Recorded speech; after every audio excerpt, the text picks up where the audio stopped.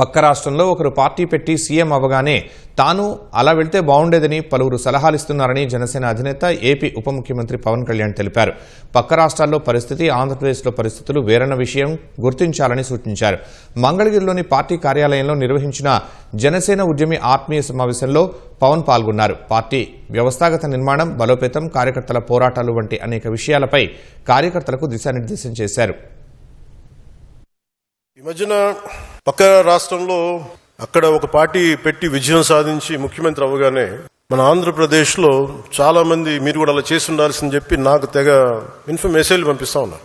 ఊళ్ళో పెళ్లికి ఏదో హడావుడి ఉంటారు కదా. అరే, ఆంధ్రప్రదేశ్ పరిస్థితులు వేరు. సరే, వీళ్ళు చెప్పినట్టుగానే మనం కూర్చొని 2019 నిలబడ్డాం. ఎక్కడ పెట్టారు? 2 చోట్ల ఓడించారు కదా. పోనీ ఎవరైనా నిలబడ్డారు ఆ రోజున నాయకులు అంటే అందరూ పారిపోయారు కదా. సో అందుకని కంపారిజన్ పెట్టకండి.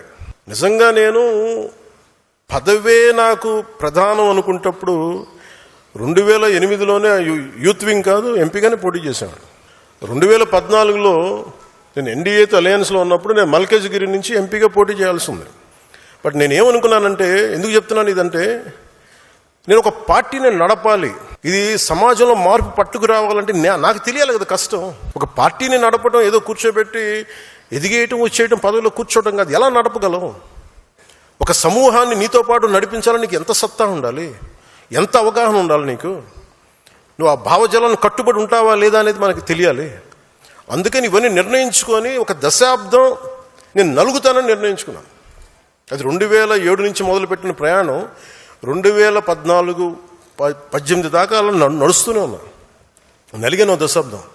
ఆ తర్వాత 2019 చేశాను. ఎంత గెలుస్తానో తెలియదు, ఓడిపోతానో తెలియదు. బట్ అసలు ఐ వాంటెడ్ ఎక్స్పెరిమెంట్. చూద్దాం ఏం జరుగుద్దు. దెబ్బ తినకుండా ఏది రాదు. అంటే ఇవన్నీ నేను ఒక పార్టీని నడపడానికి ఎంత బలం ఉండాలి, ఎంత భావజాలం ఉండాలి, ఎన్ని కఠినమైన పరిస్థితులను ఎదుర్కొంటే తప్ప నేను నడపలేని పార్టీని. ఈ రోజున అందరూ నన్ను వదిలేసిన నేను పార్టీని చాలా ధైర్యంగా ముందుకు తీసుకెళ్ళగలను. ఆ ధైర్యం నాకు ఈ సుదీర్ఘ పుష్కర కాలం నాకు ప్రయాణం నాకు ఇచ్చింది.